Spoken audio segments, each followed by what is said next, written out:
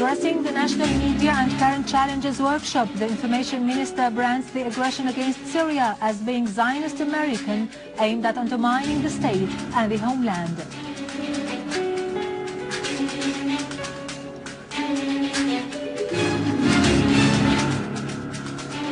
Moscow affirms its principled stand towards Syria and that it cannot be silent over the absence of international justice.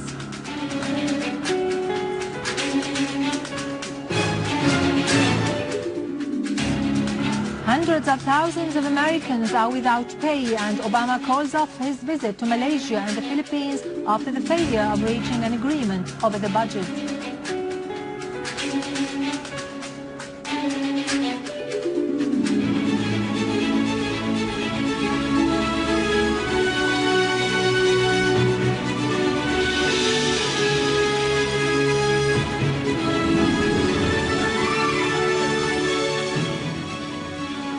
Good afternoon, ladies and gentlemen, and welcome to our news for today. Minister of Information Omran al-Zoubi said that Syria is in a state of open confrontation with terrorism funded by regional and international sides. Minister of Information Omran al-Zoubi stressed that Syria is not witnessing a civil war or a religious or sectarian conflict, adding that the country is facing a US Zionist aggression that aims at undermining the Syrian state. Minister al-Zoubi said that the characteristic of a civil war does not apply to the situation in Syria, adding that the scheme against Syria was set in 2006 after the Lebanese resistance defeated Israel, as Syria was considered a partner in the victory of the resistance. He added that after the 2006 war, a decision was taken to destroy the Syrian state long before the so-called Arab Spring took place in many of the Arab countries. The national media and the current challenges workshop continued activities today in Damascus with the participation of journalists and analysts from Iran, Egypt, Jordan and Lebanon. Today's first session of the three-day workshop, which kicked off yesterday, tackled the role of media in confronting extremism and takfiri mentality. The participants also discussed the role of media in building the national character and the issue of the Syrian media and the hostile media before, during and after the crisis in the country. Speaker of the Russian Duma Council, Sergei Narishkin, has reiterated his country's stand in support of a peaceful settlement to the crisis in Syria. He said his country used the veto at the Security Council 3 times because it couldn't be silent over the absence of justice. Addressing a session of the Parliamentary Society of Europe's Council held in the French city of Strasbourg, Narishkin said, since the beginning, Russia has defended a very difficult peaceful settlement to the crisis in Syria and has always considered that the possibility of a peaceful solution to any crisis is never exhausted, despite the presence of voices which call for resorting to non-diplomatic ways and encourage a military strike against an independent country, an approach that Russia does not approve. Narishkin said his country has always insisted on holding an international conference to solve the crisis in Syria in the presence of the authorities and the opposition's representatives.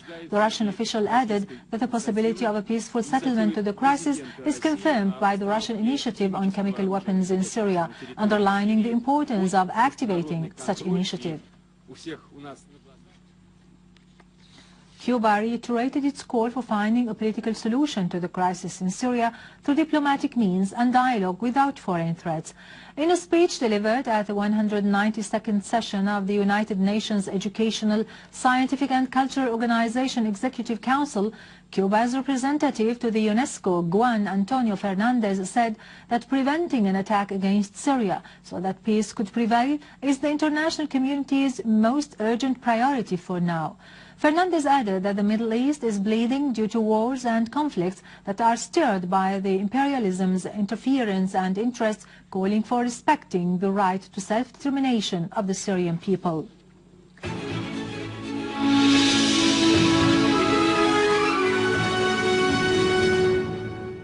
Welcome back. Syrian Arab army chased terrorist group in Rima farms in Damascus countryside and eliminated 30 terrorists and destroyed a vehicle carrying a missile launcher. The army also destroyed and killed terrorist gathering of Daesh terrorists in Al-Nabak town. An army unit attacked a terrorist den near Assin Lake in Damascus countryside, killing and wounding the majority of them and destroying RPG launchers and ammunition. In Al-Nabak in Damascus countryside, the Syrian Arab army confiscated a pickup car carrying a heavy machine gun and huge amounts of weapons and ammunition. The army killed dozens of terrorists who belong to so-called Islamic State of Iraq and al-Sham in Damascus countryside. Syrian Arab army units have destroyed a terrorist warehouse that contained large quantities of weapons and ammunition in the village of al-Samhalil in al-Hule and killed and wounded a large number of armed men in the towns and villages of Homs. Terrorist gatherings were eliminated near Al-Bir Hospital in Al-War, Al-Qarabis, Al-Qusur and Babhoud neighborhoods and the surroundings of As-Salam Mosque in the city of Homs. Other army units killed and wounded terrorists east of the cement factory and south of Halime As-Saadiya school in Al-Rastan, as well as in villages in Homs' eastern suburbs. An army unit also clashed with terrorists who tried to attack an army barricade in Al-Barda'iyat near Az-Zara village in Talkalakh countryside, killing all of them. Meanwhile, several missile shells launched by terrorists fell today on Tal Jdid and Al-Mishrfa villages, causing material damage to properties. No casualties were reported. In Homs suburbs, 2 citizens were killed yesterday near the patriarchal Al-Husn hospital in Al-Ahwash village. An official source said the terrorists had infiltrated yesterday evening from Al-Husn village via adjacent farms towards the hospital and opened fire at the inhabitants and passengers, immediately killing the 2 citizens. In Aleppo, the army eliminated 6 terrorists who had tried to have access to secure areas in the city's outskirts from Al-Mansoura village. The army also killed the members of an armed terrorist gang after foiling their attempt to enter the ancient part of the city from the direction of Al-Madrasa Al-Shari'iyya school. US President Barack Obama has postponed visits to Malaysia and the Philippines due to the first federal government shutdown in 17 years. National Security Council spokeswoman Caitlin Hayden said that logistically it was not possible to go ahead with these trips in the face of a government shutdown.